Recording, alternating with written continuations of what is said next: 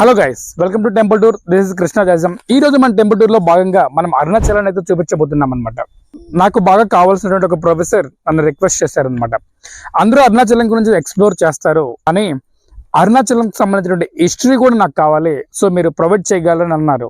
So దానికి సంబంధించి ఈ వీడియో తనతో పాటును నా సబ్స్క్రైబర్స్ కూడా ఈ వీడియోని అందించాలని అనుకుంటున్నాను. ఈ వీడియోలో ఏమేం కవర్ అవుతాయంటే అరుణాచలం ఎలా వెళ్ళాలి అండ్ అరుణాచలం సంబంధించిన history, budget planning, accommodation and food, దర్శనం, గిరి ప్రదక్షిణ, రమణ మహర్షి ఆశ్రమం, టోపీ మాత గురించి, ఇక్కడ జరిగేటువంటి మేజర్ ఫెస్టివల్ గురించి, వీటిలన్నింటి గురించి మనమైతే ఎక్స్ప్లోర్ చేయబోతున్నాం.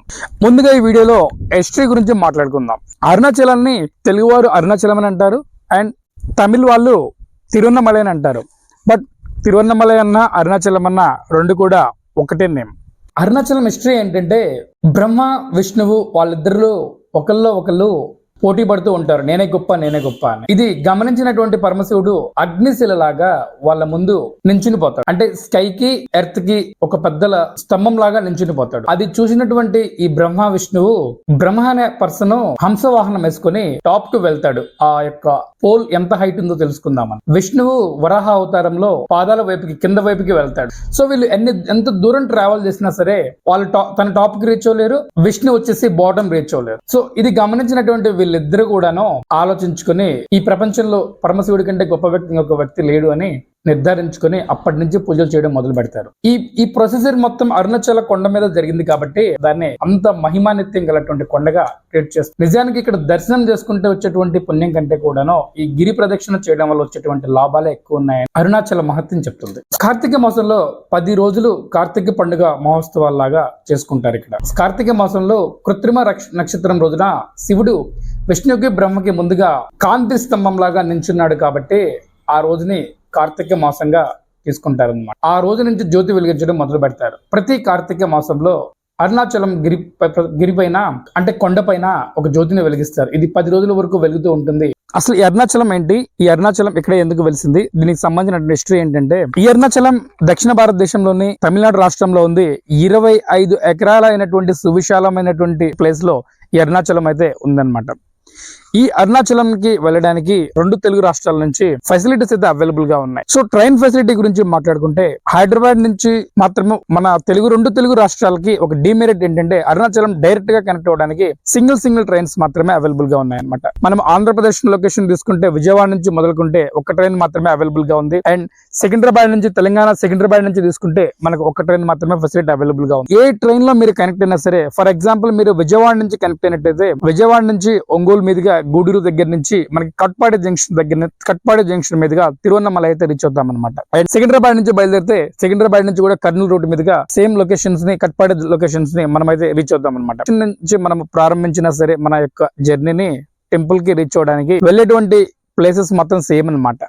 సో తక్కువ ట్రైన్స్ ఉన్నాయి, మనం ఎలా వెళ్ళాలి అనే దాని గురించి మీరు ఆలోచించాల్సిన అవసరం లేదు. ఇంకొక ఆప్షన్ కూడా ఉంది, మనకి తిరుపతి నుంచి వెళ్ళడానికి కూడా పాసిబిలిటీ ఉందన్నమాట. ఇన్ కేస్ మనకి తిరుపతి రెగ్యులర్ గా వెళ్తూ ఉంటాం కదా, తిరుపతి వెళ్ళిన తర్వాత తిరుపతి దగ్గర నుంచి కూడా మనకి 200 కిలోమీటర్స్ ఫార్ అవే డిస్టెన్స్ లో మనకు అరుణాచలం అయితే ఉంటుందన్నమాట. తిరుపతి నుంచి కొంచెం ఫ్రీక్వెన్సీ అయితే ఎక్కువగా ఉంటుందన్నమాట. నెంబర్ ఆఫ్ ట్రైన్స్ అయితే అవైలబుల్ గా ఉంటాయి. ఫర్ ఎగ్జాంపుల్ మీరు విజయవాడ నుంచి కానీ సికింద్రాబాద్ నుంచి కానీ బయలుదేరినట్టయితే ఇట్స్ అరౌండ్ స్లీపర్ క్లాస్ కి మీరు బుక్ చేసుకున్నట్లయితే 600 to 700 బిట్వీన్ ఉంటుంది అనమాట. అండ్ మీరు అరుణాచలం రీచ్ అయిపోయిన తర్వాత మీకు అకామిడేషన్ సంబంధించినటువంటి వివరాలు కూడా నేను మీకు ఇన్ఫార్మ్ చేస్తాను. టైమ్ లైన్ ఆఫ్ ద గవర్నెన్సీ, ఈ అరుణాచలాన్ని ఎప్పటి నుంచి మనకి హిస్టరీలో ఉంది, ఎప్పటి నుంచి మన హిస్టరీలో లైవ్ గా ఉంది, అక్కడి నుంచి ఉన్నటువంటి డెవలప్మెంట్స్ ఏంటో ఒకసారి శతాబ్దం వైజ్ గా, సెంచరీ వైజ్ గా మనం చూద్దాం అనమాట. 6వ శతాబ్దం కన్నా ముందు మనకి ఈ అరుణాచల గిరిని అక్కడ ఉన్నటువంటి గిరిజనులు అండ్ ఆరాధన చేసేటువంటి వాళ్ళు ఈ అరుణాచలాన్ని ఎక్కువగా వస్తూ ఉంటారనమాట. అక్కడే వాళ్ళ టైం ని స్పెండ్ చేస్తూ ఉన్నారనమాట. 6వ శతాబ్దం కంప్లీట్ అయిపోయిన తర్వాత 6వ శతాబ్దం నుంచి 9వ శతాబ్దం వరకు, అంటే 600 సంవత్సరాల నుంచి 900 సంవత్సరాల మధ్యలో ఈ 300 సంవత్సరాల యొక్క కాలాన్ని పల్లవ రాజులు పరిపాలించారు. ఈ అరుణాచలాన్ని బేస్ చేసుకుని వీళ్ళు పరిపాలన అయితే కొనసాగించడం జరిగింది. రాజుల అండర్ లో అరుణాచలం టెంపుల్ అనేది ఉందన్నమాట. అయితే వీళ్ళు దగ్గరగా ఈ 200-300 సంవత్సరాల క్రితం ఏం చేశారంటే అరుణాచలం డెవలప్మెంట్ లో భాగంగా రాజ్తో ఉన్నటువంటి కన్స్ట్రక్షన్స్ ని అరుణాచలం యొక్క టెంపుల్ కి డెవలప్మెంట్ చేయడానికి ఎక్కువగా కృషి చేశారని చెప్పుకోవాలి. తర్వాత చోళులు వచ్చారు. 9వ శతాబ్దం దగ్గర నుంచి 14వ శతాబ్దం వరకు చోళులే పరిపాలించారు అనమాట. ఈ అరుణాచలం సంబంధించినటువంటి మొత్తం కూడా చోళుల రాజుల కింద ఉంది. సెంచరీ నుంచి 13th సెంచరీ వరకు, అంటే 900 సంవత్సరం దగ్గర నుంచి 1300 సంవత్సరాల వరకు చోళుల రాజులు దీన్ని పరిపాలించారు. ఈ చోళుల రాజులు డెవలప్మెంట్ అయితే వీళ్ళు కూడా బాగానే చేశారు. కొన్ని శాసనాలు రాశారు. శైవ క్షేత్రాలకు సంబంధించినటువంటి శాసనాలని వీళ్ళు లిఖించబడింది వీళ్ళ చేతులతోటి. అండ్ కొన్ని శిలా శాసనాలకు సంబంధించిన మండపాలు కట్టారు. కొన్ని గోపురాలు, ద్వారాలు వేసి వీళ్ళు ఆ టైంలో డెవలప్మెంట్ అయితే చేశారనమాట. ఆ తర్వాత 12వ శతాబ్దం దగ్గర నుంచి 13వ శతాబ్దం వరకు 100 సంవత్సరాలు అయితే పాండ్యులు అనే రాజులు పరిపాలించారు. వీళ్ళు కూడా మంచి డెవలప్మెంట్ అయితే చేశారు. ఆలయానికి సంబంధించినటువంటి చిన్న చిన్న తుది మెరుగులు దిద్దుతూ ఆలయాన్ని డెవలప్మెంట్ లో భాగంగా వీళ్ళు కూడా వర్కౌట్ చేశారనమాట. అండ్ ఇదే కాకుండా ఆలయానికి కొంత ఫండ్ రూపంలో ఇచ్చారు.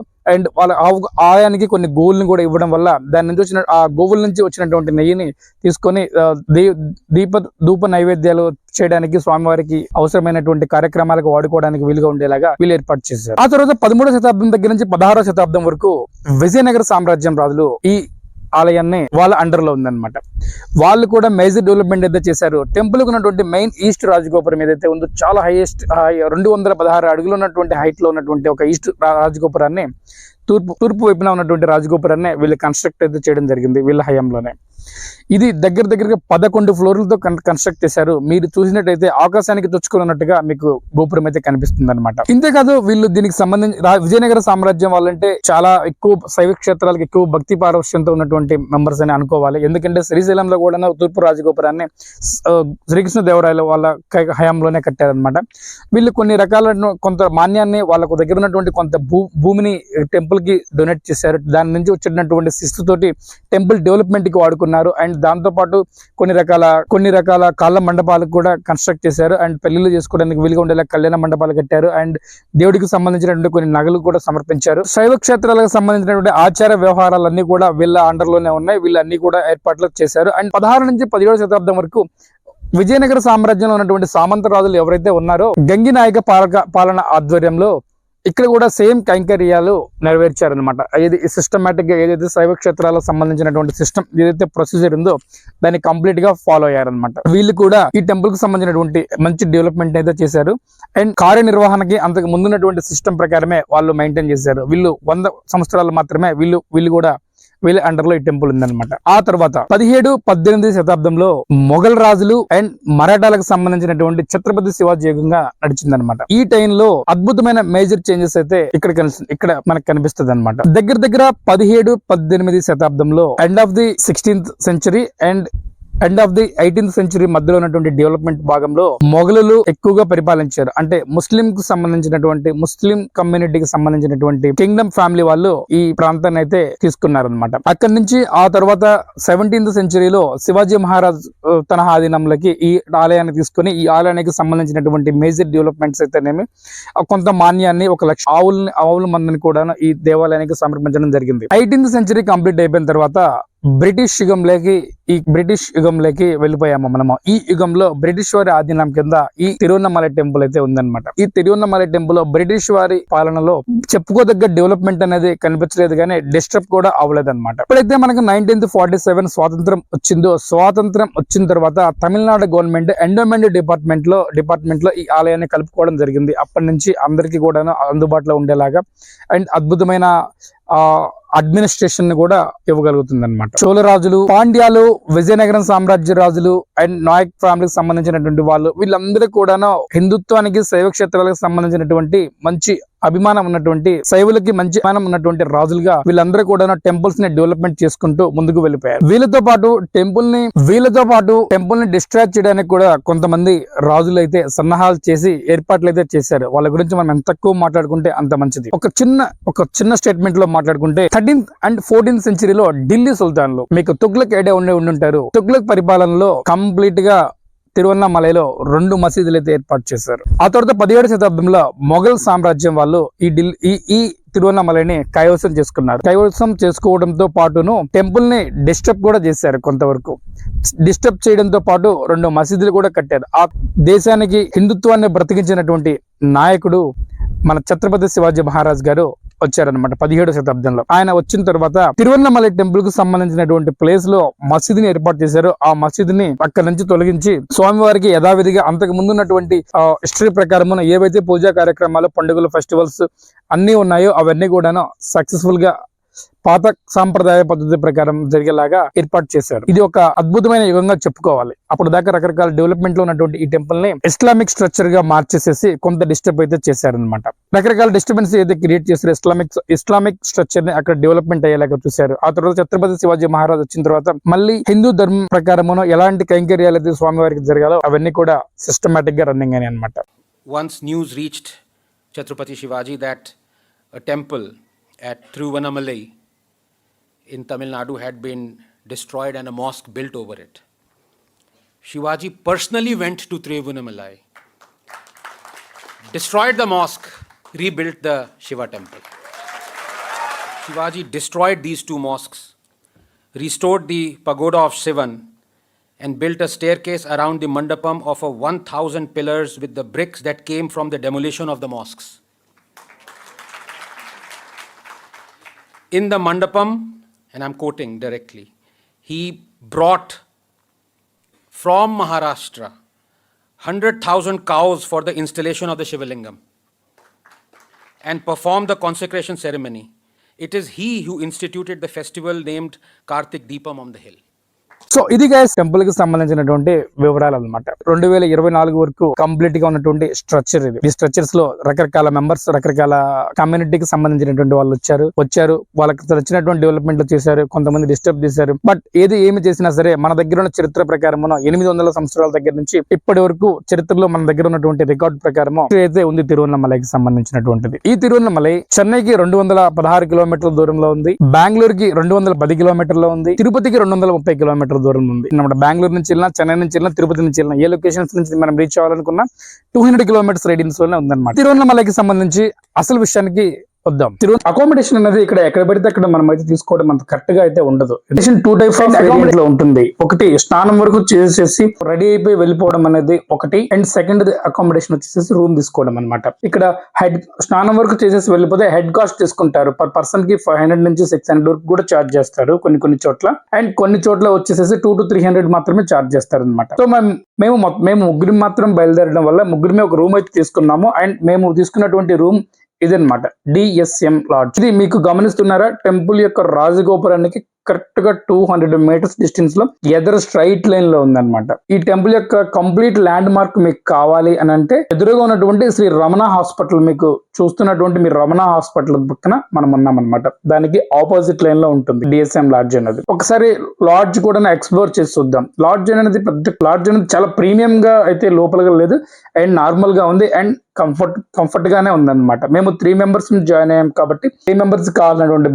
బెడ్ సరిపోయింది. 3 మెంబర్స్ కి అకామిడేట్ అవ్వడానికి బాగుందన్నమాట. ఒక single bedroom and attached bathroom దీంట్లో ఉంటుంది అనమాట. బెటర్ గానే ఉంటుంది, ఎటువంటి ప్రాబ్లం బెటర్ గానే ఉందన్నమాట. మాకు అకామిడేషన్ ఎటువంటి ప్రాబ్లం అయితే లేదు. అండ్ ఈ అకామిడేషన్ కోసం మీరు రకరకాల చోట్ల తిరిగేసేసి బోల్డ్ అంత అమౌంట్ ని పేమెంట్ చేయొద్దు. ఆన్లైన్ లో ముందుగా బుక్ చేసుకుంటే కరెక్ట్ గా అదే రూమ్ కి వెళ్ళండి. ఇన్ కేస్ ఆన్లైన్ లో లేదంటే ఆఫ్లైన్ లో మీకు ఎదురుగా ఉన్నటువంటి దగ్గర నియర్ బై టెంపుల్ కి నియర్ బై తీసుకుంటే మీకు అన్ని ఫెసిలిటీస్ కి ఈజీగా ఉంటుంది. లేదు అంటే చిన్న దూరం డిస్టెన్స్ వెళ్ళడానికి ఆటో వాళ్ళు 300 to 400 కూడా చార్జ్ చేస్తారు. సో వాళ్ళ బారిన పడకుండా ఉండాలంటే ₹1 ఎక్కువైనా సరే దగ్గరలో తీసుకోండి. 1500 లోపే మీకు మంచి ఒక 3 to 4 మెంబర్ ఈజీగా అకామిడేట్ అయ్యగలిగేలాగా ఉంటుంది అనమాట. మనం బడ్జెట్ గురించి మాట్లాడుకుంటే మొత్తం ₹2500 అనేది చార్జ్ అవుతుంది ఒక పర్సన్ కి. ఇప్పుడు మనం చూస్తున్నటువంటి వ్యూ వచ్చేసి అరుణాచల కొండనైతే చూపిస్తున్నాము. ఇది మేము అకామిడేట్ అయినటువంటి DSM లాడ్జ్ దగ్గర నుంచి షూట్ చేస్తే మనకు అరుణాచల కొండ అయితే ఇలా కనిపిస్తుంది అనమాట. కరెక్ట్ గా మనం రాజగోపురానికి 200 మీటర్స్ దూరంలో మాత్రమే మన లాడ్జ్ ఉందన్నమాట. గిరి ప్రదక్షిణ చాలా ఇంపార్టెంట్. ఇక్కడ ఏంటంటే పుణ్యం కంటే కూడాను తిరువన్నమలైలో మీరు దర్శనం చేసుకుంటే వచ్చేటువంటి పుణ్యం కంటే కూడాను తిరువన్నమలైలో గిరి ప్రదక్షిణ చేస్తే అంతకంటే ఎక్కువ వస్తుంది అనేది ఇక్కడ ఉన్నటువంటి అరుణాచల మహత్యం అనేది చెప్తుంది అనమాట మనకి. ఈ గిరి ప్రదక్షిణకి ఎంత వాల్యూ ఉందనే దాని గురించి కూడా మాట్లాడుకుందాం. తర్వాత రమణ మహర్షి గారి ఆశ్రమం. అసలు రమణ మహర్షి గారు ఎవరు, ఎందుకు ఈ ఆశ్రమం ఎక్కడ ఉంది, అండ్ ఆయనకి ఈ తిరువన్నమలైకి ఉన్నటువంటి సంబంధం ఏంటనే దాని గురించి కూడా మాట్లాడుకుందాం. అండ్ దాంతో పాటు మేజర్ గా ఇక్కడ ఏ రకమైనటువంటి ఫెస్టివల్స్ చేసుకుంటారు, చేసుకుంటారనే దాని గురించి కూడా మాట్లాడుకుందాం. మేజర్ గా ఇక్కడ కార్తీక పౌర్ణమి అనేది చేస్తారు. అరుణాచలం కొండపైన కార్తీక దీపాన్ని అయితే పెడతారు. ఈ కార్తీక దీపం దగ్గరగా 10 రోజులు అయితే కంప్లీట్ గా వెలుగుతూ ఉంటుంది అనమాట, మనకు కనిపిస్తూ ఉంటుంది అనమాట. అరుణాచలం సరౌండింగ్ లో ఎక్కడి నుంచి చూసినా సరే మనకి కార్తీక దీపం అయితే కనిపిస్తుంది అనమాట. అది కార్తీక పౌర్ణమి రోజు మాత్రమే పెడతారు. అది గిరి ప్రదక్షిణ అనేది చాలా ఇంపార్టెంట్. గిరి ప్రదక్షిణ అంటే మీనింగ్ ఏంటంటే ఒక శివుడు నిటారుగా నిలబడినటువంటి కొండని చెప్పుకున్నాం కదా హిస్టరీలో. ఆ కొండకి చుట్టూ తిరిగి రావడాన్ని గిరి ప్రదక్షిణ అంటారు. గిరి ప్రదక్షిణ మొత్తం కూడా 14 కిలోమీటర్లు అయితే గిరి ప్రదక్షిణ ఉంటుందన్నమాట. ఈ 14 కిలోమీటర్ల గిరి ప్రదక్షిణ ఎలా చేయాలి, ఎక్కడి నుంచి మొదలు పెట్టాలనే దాని గురించి చూద్దాం. ముఖ్యంగా గిరి ప్రదక్షిణ నుంచి రెండు ప్లేసుల నుంచి అయితే మొదలు పెట్టచ్చు. ఒకటి ఈస్ట్ రాజగోపురం, శ్రీకృష్ణదేవరాయలు కట్టినటువంటి రాజగోపురం ఈస్ట్ వైపు ఉంటుందన్నమాట. ఆ రాజగోపురం దగ్గర నుంచైనా మొదలు పెట్టచ్చు, అంటే టెంపుల్ కి ఎదురుగా ఉంటుందన్నమాట. ఆ రాజగోపురం దగ్గర నుంచైనా మొదలు పెట్టచ్చు. And second thing, Ramana Maharshi గారి ఆశ్రమం దగ్గర నుంచైనా మొదలు పెట్టచ్చు. రమణ మహర్షి గారి ఆశ్రమం మెయిన్ టెంపుల్ కి 2 కిలోమీటర్ల దూరం అయితే ఉంటుందన్నమాట. మీరు రమణ మహర్షి గారి ఆశ్రమం నుంచి మొదలు పెట్టిన అండ్ టెంపుల్ యొక్క మెయిన్ ఎంట్రన్స్ లో ఉన్నటువంటి రాజగోపురం దగ్గర నుంచి మొదలు పెట్టిన గిరి ప్రదక్షిణకి ఎటువంటి ప్రాబ్లం అయితే లేదు. కానీ గిరి ప్రదక్షిణ మొదలు పెట్టేటప్పుడు ఏ ప్లేస్ నుంచి అయితే మొదలు పెట్టారో మళ్ళీ ఆ ప్లేస్ కి వచ్చి మాత్రమే ఎండ్ చేయాలి. కంప్లీట్ అయినట్టుగా చరిత్ర చెప్తుంది అనమాట. గిరి ప్రదక్షిణ చేస్తున్నప్పుడు కొన్ని రకాలైనటువంటి జాగ్రత్తలను అయితే పాటించాలి. మా ఎక్స్పీరియన్స్ మేము కొన్ని జాగ్రత్తలు అయితే నేను చెప్తున్నాను. గిరి ప్రదక్షిణ చేస్తున్నటువంటి సమయంలో వదులుగా ఉండేటువంటి కాటన్ డ్రెస్సెస్ ఏదైనా వేసుకుంటే బెటర్ గా ఉంటుంది అనమాట. ఎందుకంటే 14 కిలోమీటర్ల జర్నీ ఉంటుంది, మనకు బై వాక్ వెళ్లాల్సి ఉంటుంది అనమాట. మీకు టైట్ గా ఉన్నటువంటి జీన్స్ గానీ ఇలాంటి కంఫర్ట్ గా లేనటువంటి ఏవైనా వేసుకుంటే అంత మంచిగా అయితే అనిపించదు అనమాట. మాకు కంఫర్ట్ అనేది ఉండదన్నమాట రన్నింగ్. రెండోది, గిరి ప్రదక్షిణ చేస్తున్న సమయంలో మనము కాలికి చెప్పులు అయితే ధరించకూడదు. ఇన్ కేస్ మీకు ఇబ్బందిగా అనిపిస్తే సాక్స్ వరకు వేసుకోవచ్చు, పర్వాలేదని అనుకుంటే. గిరి ప్రదక్షిణ చేస్తున్నంత సమయంలో మన దృష్టి మొత్తం కూడా అరుణాచల శివ మీద మాత్రమే ఉండాలి. ఆ దృష్టిని వేరే అన్వాంటెడ్ థింగ్స్ గురించి, వేరే వాళ్ళ గురించి డిస్కస్ చేసుకున్నటువంటి అవకాశాన్ని మనం కల్పించుకోకూడదు. నెక్స్ట్, గిరి ప్రదక్షిణ చేస్తున్నటువంటి సమయంలో ఫాస్ట్ గా పరిగెత్తకూడదు. ఎంత మెల్లిగా ఎంత స్లోగా వెళ్తున్నటువంటి ప్రతి మినిట్ ప్రతి సెకండ్ అరుణాచల శివని తలుచుకుంటూ వెళ్తూ ఉండాలనేది ఇక్కడ ఉన్నటువంటి అరుణ మహత్యం చెప్తుంది అనమాట. టెంపుల్ కి 8 అష్టలింగాలు అనేది మీరు వెళ్తున్నటువంటి దారిలో మీకు కనిపిస్తుంటాయి. ప్రతి లింగం దగ్గర మీరు కొద్దిసేపు ఆగి అక్కడ దర్శనం చేసుకుని పూజా కార్యక్రమాలు కంప్లీట్ చేసి వెళ్ళడం మంచిది. అండ్ ఎటువంటి వస్తువులు కూడా తీసుకెళ్లిపోకూడదు. వెయిటెడ్ గా ఉన్నటువంటి ఎటువంటి వస్తువులు కూడా మీరు క్యారీ చేయకూడదు. ఎందుకంటే ఎక్కువ వెయిట్ ని క్యారీ చేయడం వల్ల మీకు చాలా ఇబ్బందిగా ఉంటుంది అనమాట. గిరి చేస్తున్న టైంలో కుడి నుంచి ఎడమకు మాత్రమే గిరి ప్రదక్షిణ చేయాలి. ఎడమ అంటే క్లాక్ వైజ్ గా మాత్రమే మనము గిరి ప్రదక్షిణ చేయాలి. యాంటీ క్లాక్ వైజ్ గా మనం గిరి ప్రదక్షిణ చేయకూడదు. ఎందుకంటే యాంటీ క్లాక్ వైజ్ గా దేవతలు, మునులు, ఋషులు, సిద్ధీశ్వరులు వీళ్ళు గిరి ప్రదక్షిణ చేస్తుంటారనేది ఇక్కడ ఉన్నటువంటి అరుణగిరి మహత్యం చెప్తుంది అనమాట. గిరి ప్రదక్షిణ చేస్తున్నంతసేపు మీరు కాయిన్స్ గానీ ఏదైనా కొంచెం అన్ని కాయిన్స్ లాగా తీసుకుని కాయిన్స్ ని డొనేట్ చేస్తూ ఉండండి. యాచకులు మీకు కనిపిస్తూ ఉంటారు రోడ్డుకి ఇరువైపులా, వాళ్ళకి కాయిన్స్ ఇవ్వడం కూడా ఒక రకమైన పుణ్యం లాగానే ఇక్కడ అరుణాచల మహత్యం చెప్తుంది అనమాట. వీడియోలో చెప్పిన విధంగా అయితే మా గిరి ప్రదక్షిణ అర్ధరాత్రి కరెక్ట్ గా 11:40కి అయితే మొదలైంది. మేము అకామిడేట్ అయినటువంటి లాడ్జ్ దగ్గర నుంచి మెయిన్ ఈస్ట్ రాజగోపురం అని చెప్పాం కదా, ఈస్ట్ రాజగోపురం దగ్గరికి అయితే వచ్చామన్నమాట. ఇట్స్ అరౌండ్ మిడ్ నైట్ అవుతుంది కదా. మిడ్ నైట్ అయినా సరే ఎంత మంది జనాలు ఉన్నారో చూసారా. వీళ్ళందరూ కూడా గిరి ప్రదక్షిణకి వచ్చారు. గిరి ప్రదక్షిణ చేయడానికి మేమైతే సిద్ధంగా ఉన్నాం అనమాట. గిరి ప్రదక్షిణ చేయడానికి కొన్ని ఫార్మాలిటీస్ ఉన్నాయని మనం చెప్పుకున్నాం వీడియోలో. సో గిరి ప్రదక్షిణ మనము చేయడానికన్నా ముందు మనము ఇక్కడ ఒక దీపాన్ని అయితే వెలిగించాల్సి ఉంటుంది అనమాట. ఈ దీపాన్ని వెలిగించి ఇక్కడ పూజా కార్యక్రమాలు అనేది అన్ని కూడా కంప్లీట్ అయిపోయిన తర్వాత గిరి ప్రదక్షిణకి మనం ఇక్కడి నుంచి బయలుదేరాలి. మేము 2 స్పాట్లలో నుంచి బయలుదేరదామని అనుకున్నాం కదా. ఒకటి తూర్పు రాజగోపురం దగ్గర నుంచి, 2 రమణ మహర్షి గారి ఆశ్రమం దగ్గర నుంచి. కానీ ఎక్కువ మంది రాజగోపురం దగ్గర నుంచి మాత్రమే మొదలు పెడతారు. ఈ రాజగోపురం దగ్గర నుంచి మొదలవుతుందన్నమాట మన గిరి ప్రదక్షిణ. ఇక్కడ పూజా కార్యక్రమం అనంతరం మనం ఇక్కడి నుంచి అయితే బయలుదేరతాం అన్నమాట గిరి ప్రదక్షిణకి. ప్రతిదీ కూడా కమర్షియల్ అన్నమాట. గిరి ప్రదక్షిణ చేస్తున్నటువంటి సమయంలో రోడ్ అయితే ఇలాగ మనకు కనిపిస్తుంది అనమాట. కొంచెం మిడ్ నైట్ కావడం వల్ల నిర్మానుష్యంగానే ఉంది, కానీ రోడ్డుకి ఇరువైపులా షాప్స్ అన్ని కూడా ఓపెన్ లో ఉన్నాయి. మా వాళ్ళు కూడా బాగా నడిచి అలసిపోయారు అనమాట. మనకి కంప్లీట్ అవడానికి 4 to 5 hours అయితే టైం పడుతుంది అనమాట. ఫస్ట్ 1 hour లో మనము 5 kilometers వరకు దగ్గరగా బై వాక్ అయితే చేయొచ్చు అనమాట. ఆ తర్వాత మెల్లిగా వాకింగ్ అనేది స్లో అయిపోతూ ఉంటుంది అనమాట. పర్ అవర్ 4 kilometers 3 kilometers అలా పడిపోతూ ఉంటుంది అనమాట. మీ ఎనర్జీ ఉంటే కొంచెం ఫాస్ట్ గానే చేయొచ్చు. గిరి ప్రదక్షిణ కంప్లీట్ అయిపోయిన తర్వాత కూడా మళ్ళీ మనం తిరిగి రాజగోపురానికి అయితే చేరుకున్నాం అనమాట. ఇది తూర్పు రాజగోపురం. మనం ఇక్కడ నుంచి మొదలయ్యాము అండ్ ఇక్కడికి మళ్ళీ వచ్చి ఎండ్ చేసాము. దీంతో మన గిరి ప్రదక్షిణ కంప్లీట్ అయిపోయింది. వీళ్ళందరూ కూడా దర్శనానికి రెడీగా ఉన్నారు, మిడ్ నైట్ పడుకొని ఉన్నారు. అండ్ మార్నింగ్ తెల్లవారితే వీళ్ళకి దర్శనం అవుతుంది అనమాట. ఇంకా 2 to 3 hours లో దర్శనం స్టార్ట్ అయిపోతుంది. ఆ గిరి ప్రదక్షిణ 12 గంటలకు మొదలైపోతే 4:30కి అయితే అయిపోయింది అనమాట. ముందుగా మనం చేరుకునేది ఇంద్రలింగం. ఇది ఆలయానికి అతి సమీపంలోనే ఉంటుంది. ఇంద్రలింగం అరుణగిరికి తూర్పు దిక్కున ఉంటుంది. దీనిని ఇంద్రుడు ప్రతిష్ఠించాడు. ఈ క్షేత్రానికి శుక్రుడు అండ్ సూర్యుడు ఆది దేవతలుగా ఉంటారన్నమాట. ఇంద్రలింగాన్ని పూజించడం వల్ల ఉద్యోగపరమైన అత్యున్నత స్థాయి మరియు దీర్ఘాయుష్ లభిస్తుందని చరిత్ర చెప్తుంది. తర్వాత లింగం అగ్నిలింగం. ఇంద్రలింగం నుంచి 1.5 కిలోమీటర్లు ప్రయాణిస్తే అగ్నిలింగంకి అయితే రీచ్ అవ్వచ్చు. అగ్నిలింగం మెయిన్ రోడ్ లో ఉండదు. ఈ లింగం కుడి పక్కన కొంచెం లోపలికి వెళ్ళాక మనకు కనిపిస్తుంది. అగ్నిలింగం అరుణగిరికి ఆగ్నేయ దిశలో ఉంటుంది. ఈ అగ్నిలింగాన్ని అగ్నిదేవుడు స్వయాన ప్రతిష్ఠించాడు. ఈ క్షేత్రానికి ఆదిదేవుడు చంద్రుడిగా ఉంటారు. ఈ అగ్నిలింగాన్ని పూజించడం వల్ల ప్రతికూల పరిస్థితుల నుంచి బయటపడతామని చెప్తారనమాట. తర్వాత లింగం మూడోది యమలింగం. అగ్నిలింగం నుంచి 1.7 కిలోమీటర్లు ట్రావెల్ చేస్తే యమలింగాన్ని చేరుకుంటాము. యమలింగం అరుణగిరికి దక్షిణ దిక్కున ఉంటుంది. దీనిని స్వయంగా యముడు ప్రతిష్ఠించాడు. ఈ క్షేత్రానికి కుజుడు అధినేతగా ఉంటాడు. ఈ ఆలయంలో అంగారక రుణ విమోచన సూత్రం పారాయణ చేస్తే మనకు అద్భుత ఫలితాన్ని ఇస్తుందనేది చరిత్ర చెప్తుంది. ఈ లింగాన్ని పూజించడం వలన ప్రమాదాలు, అకాల మృత్యులు కలగకుండా కాపాడుతుంది. తర్వాత లింగం నాలుగవది నైరుతి లింగం. యమలింగం నుంచి 1.6 కిలోమీటర్లు ప్రయాణిస్తే మనకి నైరుతి లింగాన్ని అయితే చేరుకుంటాము. నైరుతి లింగం అరుణగిరికి నైరుతి దిక్కున ఉంటుంది. ఈ లింగాన్ని నైరుతి ప్రతిష్ఠించాడు. ఈ క్షేత్రానికి ఆది దేవత రాహువు. ఈ నైరుతి లింగాన్ని పూజించడం వలన మనకి రాక్షస దుష్ట శక్తులు, గ్రహ బాధలు పోతాయనేది ఇక్కడ చరిత్ర చెప్తుంది అనమాట. దాంతో పాటు అద్భుతమైన కీర్తి కూడా గణిస్తామని, అద్భుతమైన కీర్తి కూడా వస్తుందని చెప్తుంది అనమాట. ఐదో లింగం వరుణలింగం. వరుణలింగం అరుణగిరికి పడమర దిక్కున ఉంటుంది. ఈ లింగాన్ని వరుణుడు ప్రతిష్ఠించాడు. ఈ లింగానికి ఆది దేవత శనీశ్వరుడు. ఈ లింగాన్ని పూజించి అభిషేక జలం స్వీకరిస్తే మీకున్నటువంటి వ్యాధులు ఉపశమనం అవుతాయని చరిత్ర చెప్తుంది. అలాగే స్వామివారి విభూతి ప్రబోధ కాలంలో పెట్టుకుంటే పాప విముక్తులు అవుతారంట. తర్వాత లింగం వాయులింగం. అరుణగిరికి వాయువు దిశన వాయు లింగం ఉంటుంది. ఈ క్షేత్రానికి ఆది దేవత కేతువు. ఈ వాయులింగాన్ని దర్శించడం వలన కేతువుకు సంబంధించినటువంటి దోషాలు ఏమైనా ఉంటే అవి పోతాయని తెలుస్తుంది అనమాట. నెక్స్ట్ ఏడో లింగం కుబేర లింగం. అరుణగిరికి ఉత్తర దిక్కున కుబేర లింగం ఉంటుంది. ఈ లింగాన్ని కుబేరుడు ప్రతిష్ఠించాడు. ఈ క్షేత్రానికి ఆది దేవత బృహస్పతిగా ట్రీట్ చేస్తారు అనమాట. ఈ లింగాన్ని దర్శించడం వలన భోగభాగ్యాలు, సిరి సంపదలు కలుగుతాయనేది చరిత్ర. ఎనిమిదవ లింగం ఈశాన్య లింగం. కుబేర లింగం నుంచి 1.8 కిలోమీటర్లు ట్రావెల్ చేస్తే ఈశాన్య లింగాన్ని చేరుకుంటాము. అరుణగిరికి ఈశాన్య దిశన ఈ లింగం ఉంటుంది. ఈ లింగాన్ని ఈశాన్యుడు ప్రతిష్ఠించాడు. ఈ క్షేత్రానికి ఆది దేవత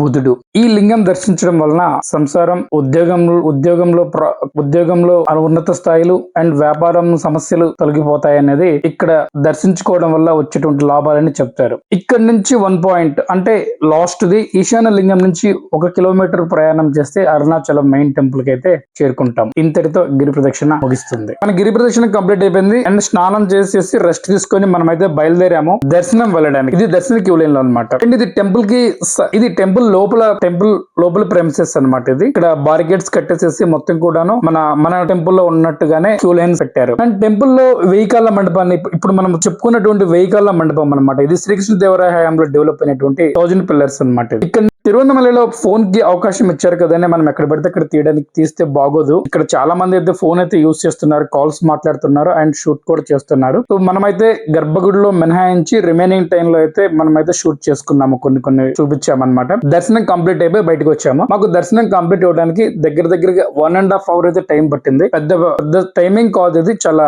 తక్కువ టైమే. మెల్లిగా నడుచుకుంటూనే వెళ్తున్నాము. ఎక్కడ కూడా స్లో అయింది అయితే లేదనమాట. వాక్ చేస్తూనే వెళ్ళిపోయాము. అండ్ ఇది లడ్డు కౌంటర్. మనము టెంపుల్ కి దర్శనం అయిపోయిన తర్వాత బ్యాక్ వస్తే మనకు ఉంటుంది అన్నమాట లడ్డు కౌంటర్. ఇక్కడ 50 రూపీస్ ఇస్తే లడ్డు ఇస్తారు. అండ్ మనం ఎగ్జిట్ అవుతున్నాము. ఎగ్జిట్ అనేది బ్యాక్ గోపురం నుంచి అవుతుంది అనమాట. వెస్ట్ గోపురం నుంచి ఎగ్జిట్ అవుతుంది. వెస్ట్ గోపురం అనేది చాలా అంటే చాలా హైట్ లో ఉంది. ఇది కూడా ఆర్కిటెక్చర్ అనేది చాలా సిస్టమేటిక్ గా చేశారు. అండ్ బేస్ కూడా చాలా పెద్ద బేస్ వేశారు అనమాట. ఎక్కువ బేస్ వేయడం వల్ల ఎక్కువ హైట్ ఎక్కువ హైట్ గా మనకు కనిపిస్తుంది అనమాట. అంటే ఇది షూట్ చేయడానికి నార్మల్ కెమెరాస్ అయితే సరిపోదు. మన డ్రోన్ కెమెరా అయితేనే మాత్రమే మనం ఈ టెంపుల్ ని మనం చూపించగలం. అండ్ మన ఫ్రంట్ గోపురానికి అయితే వచ్చేసాం అనమాట. మనం ఫస్ట్ గోపురానికి అయితే వచ్చేసాం.